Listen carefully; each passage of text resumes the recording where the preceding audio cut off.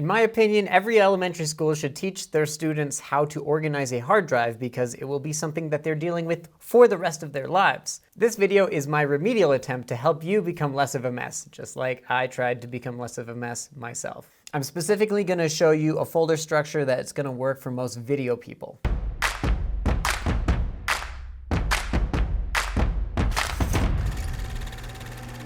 So here's an old hard drive of mine. I'm gonna make this a little bigger. Look at this. This is exactly what you shouldn't have. The root of the hard drive full of folders and files mixed together and poorly organized. It's just, that's a mess. That was an old hard drive. I hope we never have to deal with that again. Well, unfortunately, I will. Here's a better looking hard drive. It's brand new. I just formatted it the other day, and I've started building it out to be the thing that it needs to be. Rule number 1, have no files in the root of your hard drive. Only have folders and organize them well. So this is a massive rabbit hole, but let's start with some ideas. So one thing, when you're starting a project, maybe consider opening up a Finder window or a File Explorer window if you're on Windows. I'm sorry also. And just try this experiment. Make folders. So we're gonna make this one, we're gonna call it My New Project, or just New Project. Let's say this is a video. Inside the video, I know that there are going to be certain things. You're going to have footage. You're also going to have audio files. You're going to have probably graphics. You're going to be editing that video, so you need a place to store your project files. You might have sound effects or stock music or stock footage. So where are you going to put all that? The best place for where to put it kind of depends on what you're specifically doing, but 99% of the time, here's something that works. All right, here's your project. We've got this new folder. Let's call this camera footage. You'll notice that I use underscores instead of spaces. That's not super critical, but it is technically better. Side note, just because if you're reading in like the right text windows and the right computers are reading things, a space is technically represented by %20 and it looks really messy, but underscores are the same. Back to less technical things. Camera footage, that's where we want to keep our footage. Then we'll probably have something like audio. Then you'll probably have some kind of a folder like sound effects. We'll call that SFX. Then you'll have, I would call this project files. You could get more specific with that, like these are my Premiere Pro projects, these are my Photoshop project files, etc. I'm just going to put my project files in one folder for here. One reason that I called this file camera footage is because you might have stock footage. And so keeping those separate is a good thing. But you might just have like the camera and the audio folders. So let's go into what those should look like. Camera folders, you might have multiple cameras going at the same time, like I have here, camera A and camera B. You should represent that. So this is kind of the industry standard for how you're going to do that. A cam. You're the A cam. We'll make a new folder, B cam. You are the B cam. When we pull the cards out of these cameras later today, it's going to go in a folder very similar to this. The A cam will have all of its footage here. But if we're filming a lot today, we might fill up our SD card and have to put in a second SD card into the A cam or the B cam. So to represent that, you would put card 1 or O1 if you're thinking of going through a lot of cards that day, but I'll just do card 1. And the second card would be card 2. Let me expand this so you can see a little bit more what our structure looks like. We've got our project, camera footage, A cam, B cam, and in each of those, you're going to have these card folders if applicable. So I'm just going to copy that over to my B cam. And you'll find that this is a really efficient tool for just managing your project before you even start your project. What I've made here is essentially a template. I can take this new project folder and I can drag it into any of my hard drives, and I don't have to recreate all of these folders again with this A cam, B cam, card 1, card 2, etc. I can just have empty folder structure and then fill it every time I do a project. Templates are really useful. So there may be certain things that you want to do when you're organizing your footage that are going to be specific to how you do things. For example, if this is like your personal drive maybe, and you think that this is useful, you might want to just have in the root folder like years, like 2022, and then your 2023 folder.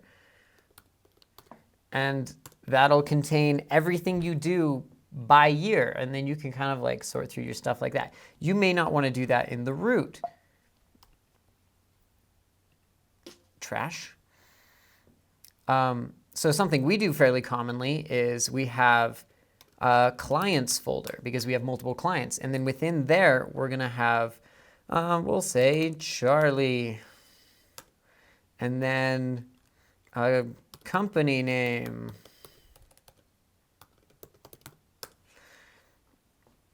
And then I'll take something like this new project template, and I'll just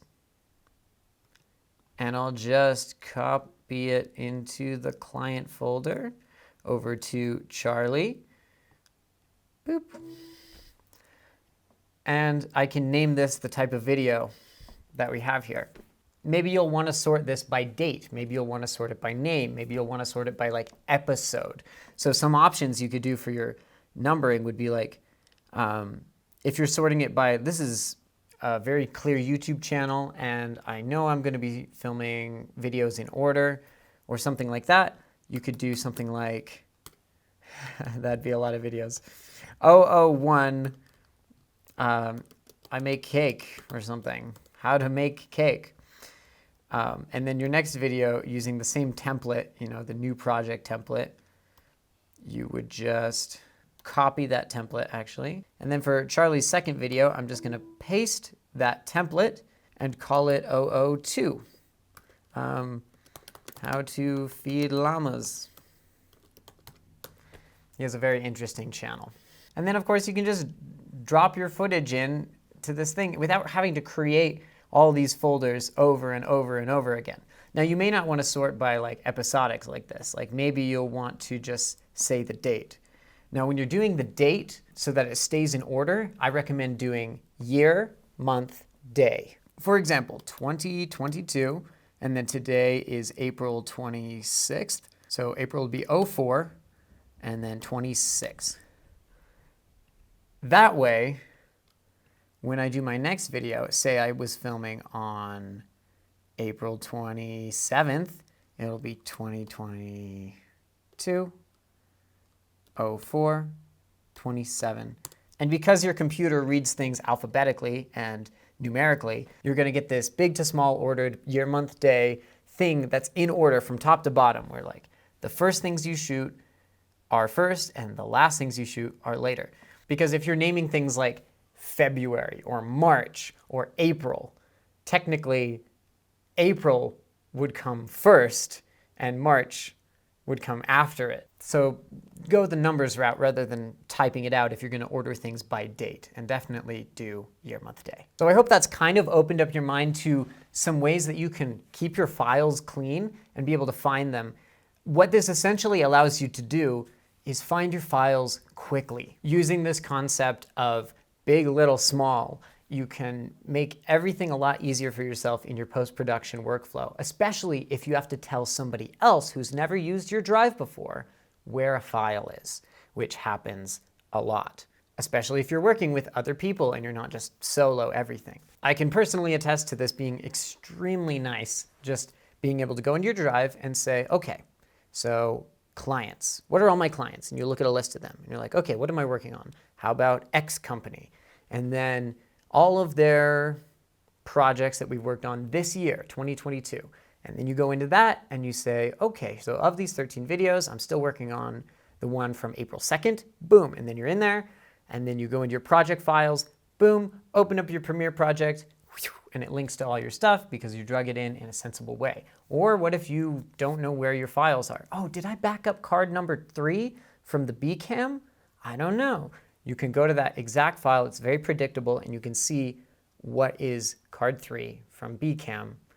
And then if something's wrong, you can go search through all your cards and ideally have that. One last little bonus tip, you can use a label maker or like colored tape and a Sharpie to represent your hardware, like you can name your drives. This one is new, so it doesn't actually have a label maker on it yet, but we will do that eventually.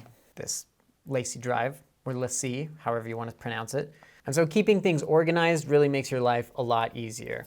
I have red and green tape here to represent, like, say you pull a card out of a camera, put red on it. Stop is like, don't format this. When you back it up, you could put green on it.